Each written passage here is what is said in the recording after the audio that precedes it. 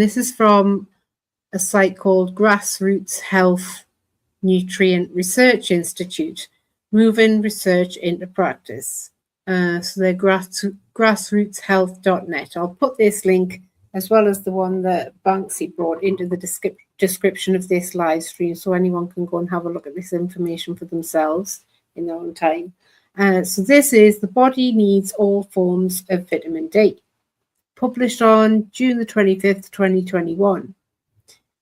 Each form of vitamin D, not just the hormonal form, is necessary for optimal health. There is a common misconception that the only active form of vitamin D and the only one that really matters to our health is the hormone form 1,25 dihydroxyvitamin D. D, 1,25 OH2D or calcitriol. However, this is certainly not true. Vitamin D exists in several forms in the body.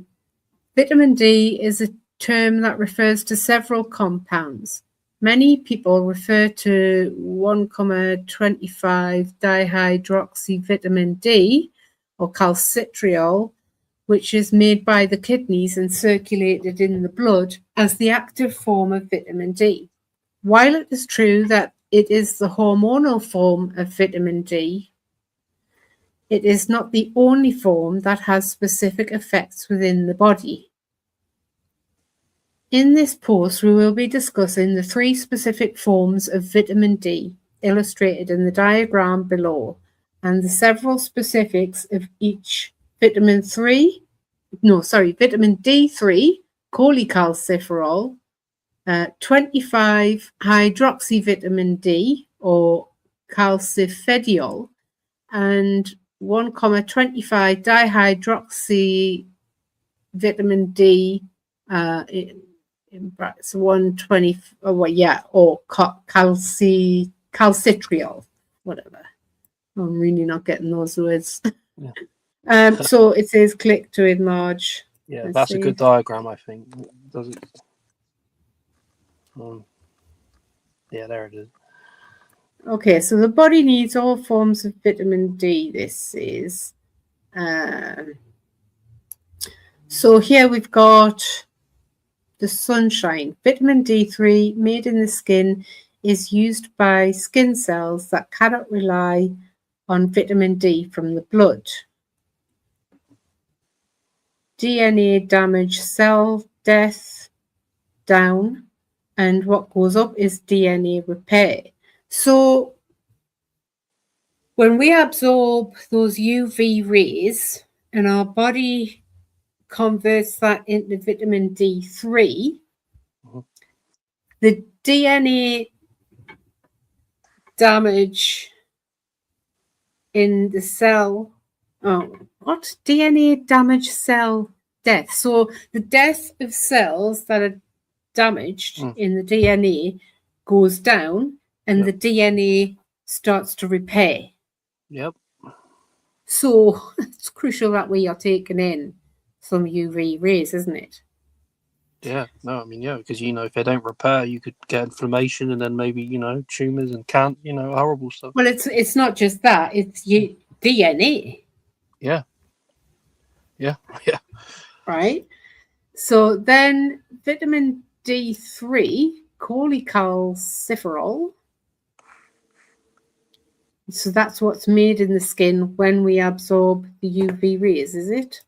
I think, and what comes in from the food, taken directly at the cells for local conversion and use. Most potent form for endothelial stability. It's anti-inflammatory, and it's a form needed by breastfeeding mothers to transfer to baby through breast milk. Must receive daily or semi-daily due to very short half-life of roughly 24 hours. So that suggests that we need to be taking it in from our food, not from the phone, daily or semi-daily. Yeah, I think that's true. Right. Then we've got, so what we take in from the sun and from the food then goes to, that's an image of the liver, and becomes 25 hydroxylase. So this, which is calcifediol, which is, what's this? It's a form measured in blood as indicator of vitamin D status. So it's when it gets to this point that they can know whether you've got enough of this type of vitamin D in your system, I assume. Taken directly into cells and converted to 1,25, that other one, for local use.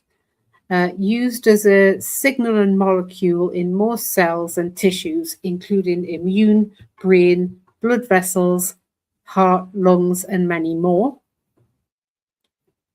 And so then after it's gone to the liver, it then goes to the kidneys. Yeah, this is the bit I like this because you don't often just think of how the kidneys are involved in this, and this is why I quite like. Yeah, sorry. Yeah, it's quite complex, Lieutenant. I was quite ignorant to think. I just thought like the sun. A few weeks ago. I didn't know about how the liver and the foods to connect to the liver to connect to kidney. Yeah, anyway, so we need to know this entire process, don't we? So let's get through this. So then it becomes right. So we take it in from the sun, and from our diet, it goes to the liver, and then it goes to the kidneys, and becomes whatever that is, hydroxylase. And that's when it becomes hormonal vitamin D, regulated by parathyroid hormone, PTH, for blood calcium control. And this is when calcium absorption in the gut goes up. That's what this arrow indicates. Bone turnover, calcium in the blood goes up. So bone turnover, what would that be? Would that be your bones regrow? Yeah, just bone cell death. So healing themselves, sort of thing. The body, as I understand it, uses your bone structure as a mine. We use the calcium in lots of processes in our body. So if we are not taking enough calcium from our food, the processes take the calcium from our bone and uses it in our body. So that's when the bones start getting weaker and weaker and thinner and more porous. So then they break. That's how old people, if they're not absorbing, if they're not, they might be eating the calcium, but their guts is not absorbing the calcium. Yes, and so they into develop the blood. osteoporosis, also known as brittle so bones. you kind of eat it and it's flushed out of you. You're not using it, Yeah, but your body is not using it. But hang on, what is bone turnover?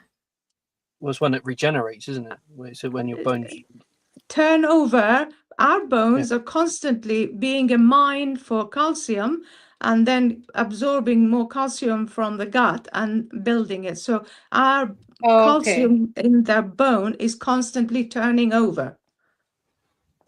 Okay, I understand that. But can I add one thing on the guy, Lieutenant and Banksy? From what I don't know if I'm thinking about like GCSE science. Sorry. Well, wasn't calcium like good for muscles as well, nervous system and stuff? So it's even more important, right? It's used it's used in a lot of processes in the body.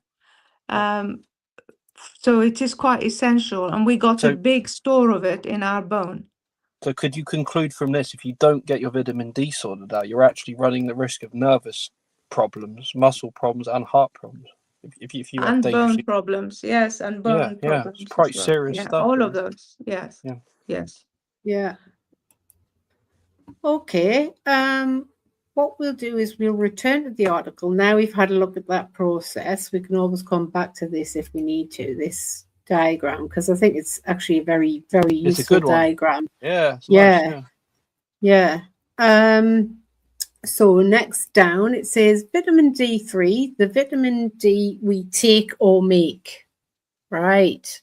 As humans, our major source of vitamin D3 is the sun.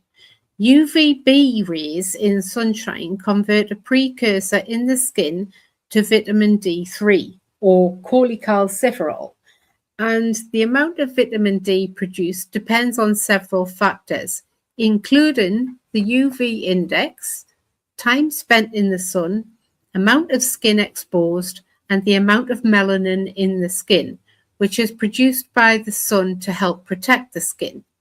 However, when we do not get enough sunlight or we are unable to make vitamin D because of the angle of the sun, we must get vitamin D from artificial UVB or diet or supplements. Vitamin D3 is found in a few dietary sources such as fatty fish. What has not been appreciated until relatively recently is that in addition to being delivered to the liver for conversion to 25D, vitamin D3 is also delivered directly to all tissues of the body. Many of these tissues, such as breast, colon, prostate, and brain, can convert vitamin D to its other forms within the tissue. It is through this process that vitamin D can help enable the cells to fight against infections, disease, and autoimmune disorders. It has a massive role to play in the body, like what you were saying there, Ravioli. Well, no, I mean, you read that bit we just read, that last sentence. Imagine that. So what we just read about the sun, skin cells, liver, and kidney, he's now saying it's the breast cells, colon cells, prostate, brain cells. So they even have another process again. Yeah. I mean, it's unbelievably complex. That's what it's saying. What has not been appreciated until relatively recently is that in addition to being delivered to the liver for conversion to whatever that means, vitamin D3 is also delivered directly to all tissues of the body. So that's huge. If you don't get enough of it, you really are running a real risk of many Yeah, problems. you're in trouble, aren't you? In every aspect of your health. Yeah. And that it has an impact on your longevity, your standard of living, everything. How you interact with others, like everything. We all know what we're like when we're not well, right? When we're unwell, we're no use to anyone, we're no use to ourselves. There's no doubt, Lieutenant, when the sun is shining, you can do more. You feel better. You can do more. You be more useful. Absolutely. Yeah, absolutely. Okay, let's go to the next part. Important points about vitamin D3. Cholecalciferol. Skin makes vitamin D3, which enters the blood and is also used by the skin. Keratinocytes, which make up over 90% of the outermost layer of skin, cannot rely on the blood for its supply of vitamin D and must synthesize their own vitamin D3 directly from sun exposure or receive it by topical application. Vitamin D3 produced in the skin can decrease DNA damage in the skin cells and facilitate DNA repair directly upon any UV damage and help prevent cell death.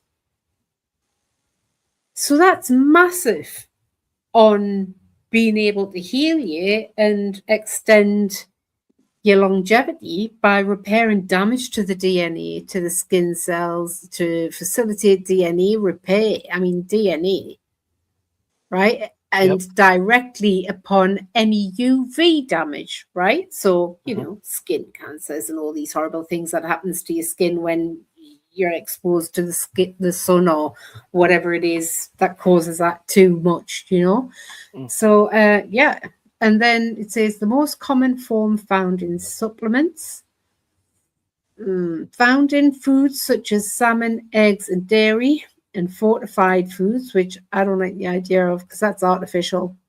That's just keeping Big Pharma in business, such as milk and margarine. I would never recommend consuming margarine, although usually as vitamin D2 in fortified foods. Now, we talked about that last week. I'm going to click on that and look on that. We might go into that next week because I'm being aware of the time. It is 25 to 10. Right, so vitamin D3 form that is transferred from mother to baby through breast milk when mother's vitamin D3 levels are high enough. So mother really needs to be making sure she's getting a good source of vitamin D3 because she's going to be passing that on through her breast milk to her infant who needs it for every cell in their body as well, right? And they have to be wrapped up. They can't be exposed to the sun because they haven't developed what it takes to be able to be resilient to the harms of the UV rays, possibly. Okay. Half-life, yeah. I'm sorry. I was going to say, you said the thing about margarine. So, what's bad about margarine again? What's the health implications of margarine? Why is it bad? Well, I've heard a lot of things about it, but ultimately they put artificial things into it as opposed to it being a natural source of fat that hasn't been processed, that is in, say, butter. Right, okay. I don't want to go into detail on margarine. It's a massive topic that we might actually come to one day. But you avoid it, do you? Do you avoid it entirely? You don't know? I don't consume margarine at all. No, okay, all right. Yeah. It's a fortified food at the very least, right? It's something I just won't consume. It's not real. For thousands of years, we did not have margarine. Okay. But we had butter, we had milk, we had meat, and all the rest of these things. Yeah. So that's that. We might cover that topic another day. So half-life of approximately 24 hours. Must receive it on a daily or semi-daily basis. That's vitamin D3. Majority is converted in the liver by hydroxylation to make 25-hydroxyvitamin D. Some taken directly into cells for conversion and use, including breast, colon, prostate, and brain, to fight local infection and inflammation. It is the most potent form of vitamin D for endothelial stability. I don't know what that means. Inhibits permeability of the endothelial and vascular lining. What is endothelial? I've got a definition of it here. It says endothelial refers to the endothelium, a single thin layer of flat cells that line the inner surface of all blood vessels, arteries, veins, and capillaries, lymphatic vessels, and the heart, forming a crucial interface with blood and lymph. These cells are vital for regulating blood flow, controlling fluid balance, prevent clots, and managing inflammation. So basically, endothelial is the single thin layer of flat cells that line the inner surface of all blood vessels. That's what they are. Okay. So they're a layer of flat cells that line the inner surface of all blood vessels. Yeah. Okay. Where was that? Right. Okay. And so is the most potent form of vitamin D for endothelial stability. So for that bit, inhibits permeability of the endothelial and vascular lining and reverses inflammation, results in reduced leakage into surrounding tissues. So it's 1,000 times more potent than 25D and 10 times more potent than 1.25D. Right. Vitamin 3 gets converted to 25 vitamin D. As mentioned above, the majority of vitamin D3 goes to the liver for its first conversion process, 25 hydroxylation. This process converts vitamin D3 into 25-hydroxyvitamin D, which is this form of vitamin D that is measured in the blood as an indication of an individual's overall vitamin D status. So it's at that point when you're tested for vitamin D that they can see on test results. Right. Important points. By the way, does anyone else have any questions? I'm just pushing ahead with this. Banksy, Nagar? No? Okay. No question. Sorry. No, Okay, that's no problem. absolutely fine. Carry on. All right. Important points about 25-hydroxyvitamin D or 25D, which is calcifidiol. A very small amount can be ingested from animal foods, taken directly into certain cells, such as immune cells, and converted to 1.25 dihydroxyvitamin D. Conversion of 25D within the cells to 1,25,2D is used locally by those cells or neighboring cells as a signaling molecule.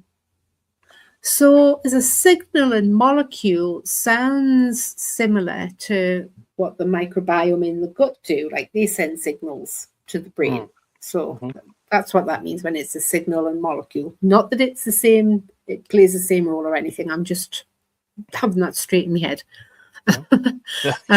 Controls activation of T cells during immune response. Yeah, Lieutenant, you know that one now about the T cell? I mean, that's seriously important. I mean, it's those T cells often that, like, you know, people don't have enough of then cancers and tumours, all these horrible things. So it's even important in that, isn't it? Like, it's really quite key. If you've got anything attacking your immune system and you haven't got enough vitamin D, you're at very high risk because your T cells won't be activated. Yeah. So basically you're opening the door for real problems, I think. Yeah, real serious health problems. This is a lot of health problems, actually, if you don't have enough vitamin D and hormone D in your body. Yep. Right. Measured in the blood to determine status of vitamin D within the body. Half-life of 2 to 3 weeks. So that's where you could have some of this in your system. And you don't, like, it's going to stay in there for 2 to 3 weeks. So it's not necessary for 2 to 3 weeks for you to ingest that. Right? Yeah. But I suppose if you can ingest small amounts of it, very low doses of it on a regular basis, then you've got a constant supply of it as opposed to just like a bulk buy. Right? So you fill the cupboards up in your body and then you let it wear down for 2 to 3 weeks and then you fill it up again, right? You could have a slow, steady supply, a slow, steady turnover, like a stock rotation thing going on in your body. If you could have it going in frequently, but in low doses so that you've never got too much in there, but you've also never got too low an amount in there as well. Just a thought. Used as a signaling molecule in most cells and tissues, including immune, brain, blood vessels, heart, lung, and many others. That's a big deal. Can be given during a severe immune attack when the need for vitamin D is increased, as with COVID-19 patients. Waiting for the body to convert vitamin D3 to 25D3 may not be suitable for those experiencing such conditions and who are vitamin D deficient. Therefore, 25D3 itself can be given in order to raise the blood levels more quickly. So it is important to make sure your levels are good all the time. You know how, like, it's good to stress your system now and again, like say by fasting, by exerting yourself physically, but it's not good to stress yourself with a vitamin D deficiency. No. Because while you're deficient, you could be hit with something and your body won't be prepared and it won't be able to develop anything quick enough to fight or to develop anything at all while your body's being attacked by something, your immune system's being attacked. Yeah. I think, All right. and then here, when the winter sets in and, it gets dark at like 4:30, 4:45. Yeah. And, say you are not getting enough, it's serious business. I don't think enough people know what we're reading here. That's what I feel. Yeah. Yeah, it's more alarming to me than I'd anticipated, that's for sure. This is where, was it you, Ravioli, that said, or was it Nagar that said about, would we actually be able to, I think it was Nagar, would we actually be able to store enough up to get us through those darker months? This is where that would be, yeah, because if we look at that, how do you, if you've got enough in your system to get you through the darker months and then you're stressed with something attacking your immune system, you're then going to deplete the amount in you, possibly. I don't know, this is just a theory. You're possibly going to deplete the amount that's in you that you've got stored up to get through those winter months. And therefore, once you get over that illness, that attack on your immune system, it's like on a tightrope whether you've got enough left to get through the winter without becoming deficient. Yeah, I'm with you.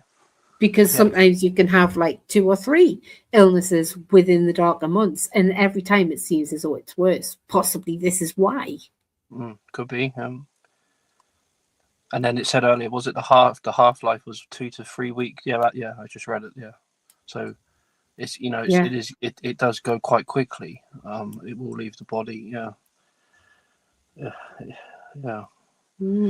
Okay, let's go to the next bit. These are all this is all very good questions that I think the viewers I think it said somewhere that it doesn't. Sorry, Lieutenant. I mean, it doesn't have to be sunshine. Just the brightness. You can make vitamin D. It's essential in the winter, I think, even when it's not actually sunny. But if it's a bit clouds are a bit lighter, to be out about and at least your face and your arms to be exposed to the UV rays. So you make some. Yeah. I mean, you can still do that, if you manage to get out for whatever short amount of time that we have of daylight during the darker months. But that's, what UV rays are and the differences between them all and what we actually need regarding that all year round. I'm hoping that we'll look into that another time. We won't get into that today. Can I ask a question on one thing? So 2 things. If you have real ill health, people with cancers or something, or diabetes, or things that affect the liver, they would need even more, right? Because their immune systems are compromised, or in their fighting, they're using this stuff up even quicker. So it's more essential for them even to have more vitamin D, right? They need more because of the problems they have. Am I right in thinking that the vitamin D would get used up, for the lymphatic systems of the T cells and the macrophages and lymphocytes, all those things? So they would need more. They would need more for the strength. Am I wrong in thinking that? Do you mean if you're actually struck by an illness, you've got optimal levels, but they're getting used up on fighting that illness all the time? Yeah, all the time getting used up. But they need more. It's even more important for them to have more. Yeah, so that's where taking in small doses, but enough to keep you topped up at the right level all the time is important. Yeah, because if you're not, then you. Yeah, I mean, you're opening the door. You're going to get very sick, if you're not topping it up. And then if everyone's getting very sick at the same time, we then run the risk of someone coming out with a narrative. Oh, there's a PANDEMIC. when there might not be, right? That's a Perhaps something- possibility. I'm not saying it's the crack. Yeah, And no, we'll right. move swiftly on because I don't want any strikes. So 1,25,2D, the hormonal form of vitamin D, conversion of 25D into what is commonly referred to and mistakenly labeled as the active or hormonal form of vitamin D, 125,2D or 125D, is done mostly in the kidneys as part of vitamin D's function with the endocrine system. In this case, the process is highly regulated by the parathyroid through what is known as a negative feedback loop. The hormonal function of vitamin D is as the main regulator of calcium absorption in the intestines. When calcium levels are low, the parathyroid initiates an increase in the rate of conversion, 25D to 125D, which then increases the amount of calcium that is absorbed. When calcium levels are high, the conversion of vitamin D into its hormonal form is decreased. Learn more about the relationship between vitamin D and the parathyroid here. Okay, maybe another time. I mean, it's 10 to 10 now. The ability to perform this conversion is also available within cells outside of the kidneys as part of vitamin D's function within the paracrine system.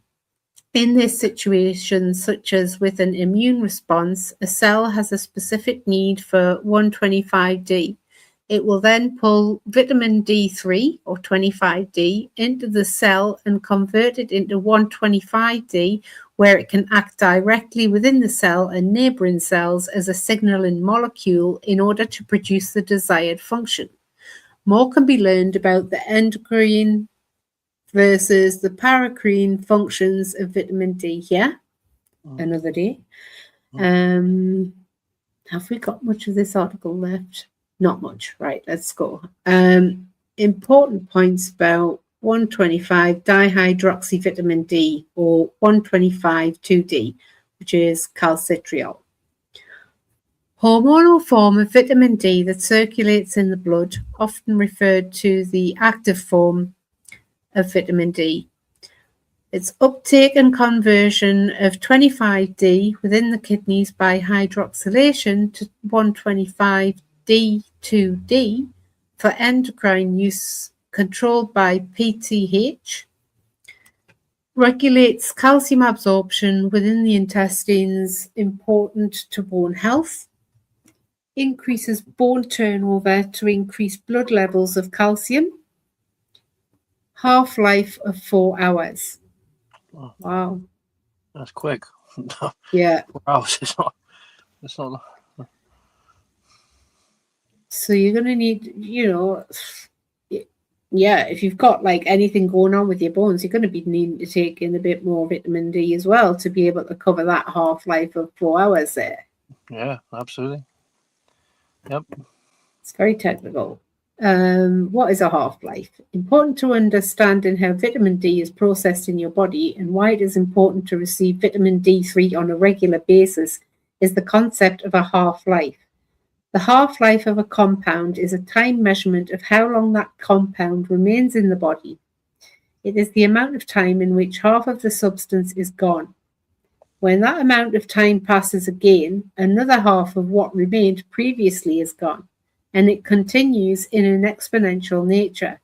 The graph looks like this. So, if you start off with that, what is that, like a minute time in half? Or 1/2? Yeah, not. Yeah, that's half. Concentration. That's 0.5. So then that's down to half of that. It's 0.25. And half of that, 1.25. Half of that, half of that. So if that's, say, for example, if that 1 is your optimal level, you need to be keeping it up there all the time. Yep. Yeah. You don't want it to be getting any less than half, do you? No. I mean, it's just making If me you, think it, again, like without the yeah, sun, in the winter months again, like how quickly this thing is running out. You need to. yeah, and especially if you then encounter an illness. Lieutenant, what was the number above? If you go up a bit, it said something of there was a bit more, a little bit. Where was it here? There was a half. Oh yeah, that was it. Half life of 4 hours. Yeah, that was it. Sorry, the bottom bullet point. Yeah, half Yeah, life of 4 hours. Yeah. yeah, and that's on the calcitriol Yeah. form of vitamin D. Okay. So vitamin D3 has a half-life in the autocrine system of roughly 24 hours. So in order for it to have a meaningful impact on cellular functions, you need a new supply of it every day.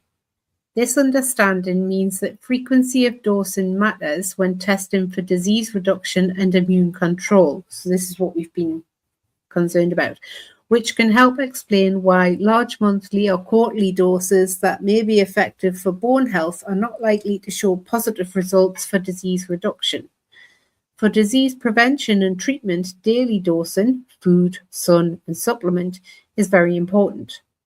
The half-life of 25D is much longer, 2 to 3 weeks, which is why it is a more reliable way to measure individual vitamin D status.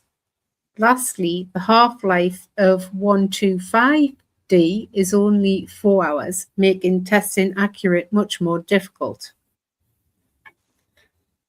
Measure your level of vitamin D today. Having and maintaining healthy vitamin D levels and other nutrient levels can help improve your health now and for your future.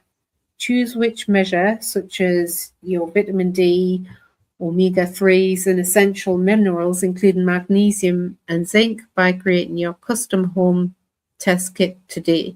Take steps to improve the status of each of these measurements to benefit your overall. Right, so this is just telling you, oh yes, you can click here and get this and get that and the other. Right, so we're done with this article. But not really, because I think I want to read through that again. That was pretty detailed. What do you think, guys? Anyone? No, I like the diagram at the top. Yeah, I just think it just kind of sums up how important it is. But yeah, no, I've learned a lot about Lieutenant. Thank you. Didn't know all the other things it was linked to, like immunity and the speed of the half-life and things. And yeah.